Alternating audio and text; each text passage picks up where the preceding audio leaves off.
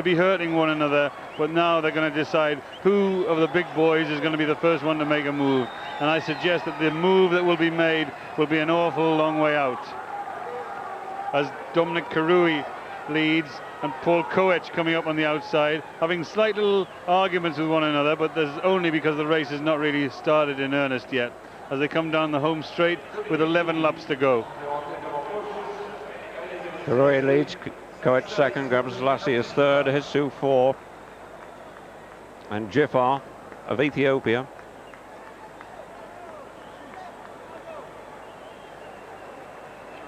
and certainly you'd expect pace to be injected at some stage now in the second half of the race. Hisu in fourth place. When he broke the world record last year, he ran 13:12 for the second 5,000 meters. That's unbelievable. But Gebrselassie then knocked seconds off it this year. Karui now being tested by Gebrselassie. Jifar's there.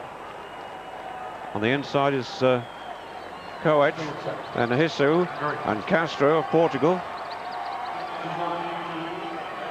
The other Kenyan, Paul Tergat, second in the Olympic Games last year when they gave Gebrselassie such a workout he wasn't able to run again for weeks, mainly because of the hard track, but the Kenyans gave him a hard time and that bunching causing problems.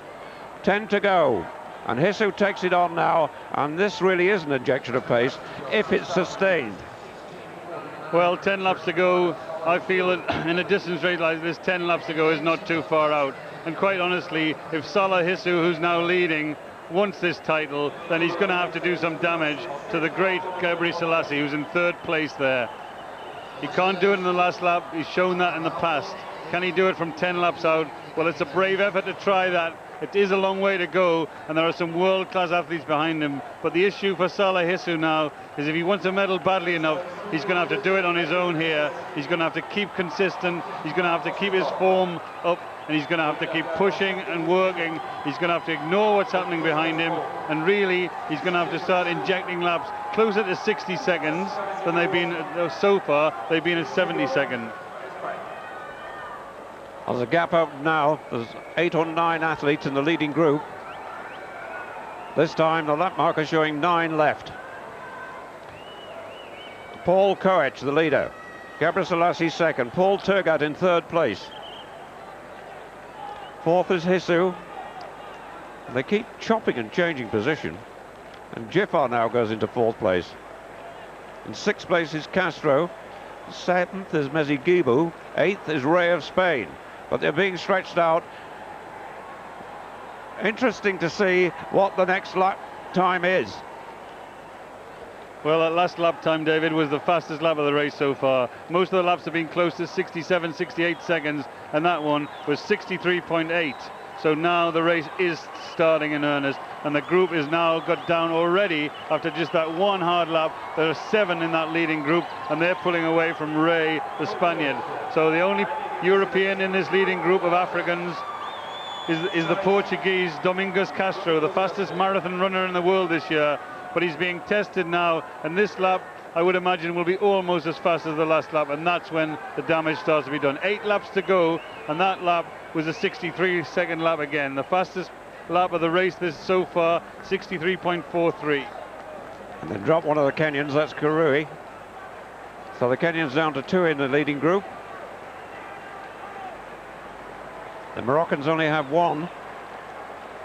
The Ethiopians have 2.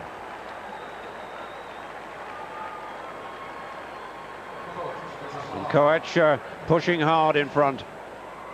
Gebrselassie now tracking him. Tergat in third place, Hisu 4, Castro 5, Jifar 6.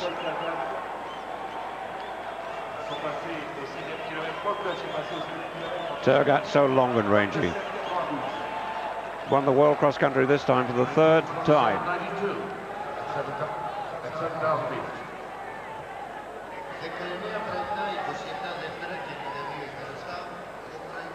Two Ethiopians at the back of that group, Jifar and Mezigibu, who's only 19, got a tremendous record. World junior champion last year at 5,000 and 10,000 meters. Here he is in the World Championship senior final.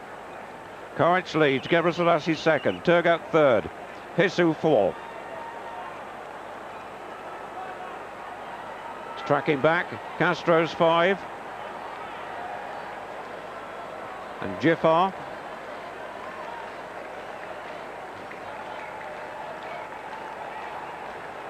I've just worked it out there. They've just run the last mile in about 4 minutes and 12 seconds.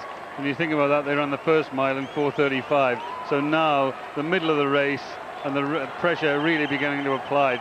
63 seconds, 64-second laps, and it'll wear them down. The first one to drop off the back of the group is the Giffard, the Ethiopian, and now still Domingos Castro in that group, and there's 5 Africans, Domingos Castro, and the champion, the reigning champion, the Olympic champion, the world record holder in second place. They're not even extending him yet, because this pace is no faster than he ran when he set the world record. It's not a world record run tonight. It's going to be a fast second half of the race, but there we're looking in second place to the great Haile Gebrselassie. Well, there's a lot of support for the Ethiopians. They've now only got 2 in that leading group. Gebrselassie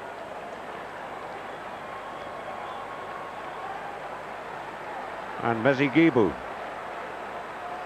who's at the back of that group of 6. Koech leads, he's really cutting it out. Perhaps inspired by the win of his niece last night, Salih Barsosio, the Kenyan, who became the first Kenyan woman to win a world title. There's Domingos Castro of Portugal, the fastest marathon runner in the world this year when he won the Rotterdam. He's really running well in this, no question about it. And the World Championship 5000 in 87, he was 2nd, 5th in the same event in 91. He's gradually stepped up in distance, but come out and live with these Africans. The Europeans don't often do that. Well, I agree with that, David. It's great to see one of the Europeans. It's particularly good to see one of the Portuguese, because they're good, honest runners. He's been around for a long time, Domingos Castro. It's great to see him outrun a good marathon, but he's been good at 5,000 meters, 10,000 meters, the marathon and the cross-country races, and it's great to see him actually take on these Africans. Most of the European athletes are overawed by the Africans, to such an extent that John Brown, the British athlete who's run the 2nd fastest time ever by a British athlete over 10,000 meters, decided he didn't want to take part in this race and hasn't even arrived here. But now we're approaching 4 laps to go, and this is the time that somebody is going to have to make a move if they've got any ambition of trying to wrest the title from Haile Gebrselassie. I wonder if anyone will. Actually, Koech is doing it from the front. He spurted then as he passed the 4-lap marker. But Gebrselassie looks dangerous in 2nd place. He's so easy. Hisu in 3rd place. No doubt focusing on Gebrselassie back and thinking, well, you've taken my world title away, I'm going to take your world championship away.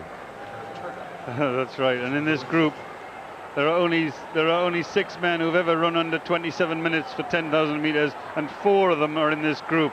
Gebrselassie, the world record holder, then Salah Hisu and Paul Tergat and Paul Koech. They're the 4 men who've run under 26 minutes. They're all in. 4 of the 6 men have run under 27 minutes. They're all here, and they're all being strung along by the leader, Paul Koech. I don't think he's doing too much damage to Gebrselassie so far, and they're getting involved now with lap runners. Sometimes that can be a little bit of a danger, and they've got 3 laps to go, and Paul Koech now just stretching them along. That was a 63-second lap, but he's going to have to pick up some momentum, and I'm surprised that Paul Tergat hasn't been able to take them on. I'm surprised that Hisu hasn't done anything, and it looks to me as though they're playing this race to the tune of Haile Gebrselassie. Koech has worked so hard in front. He's done all the graft. Gebrselassie 2nd. Hisu moves up to his shoulder just to let him know he's there. Castro is 4, Tergat is 5, Mezi Gibu in 6th place.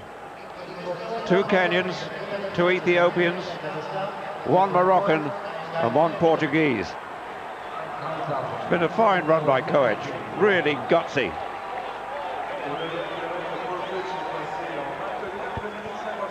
But he's in the worst place, Koech. He's in the lead and they're queuing up behind him.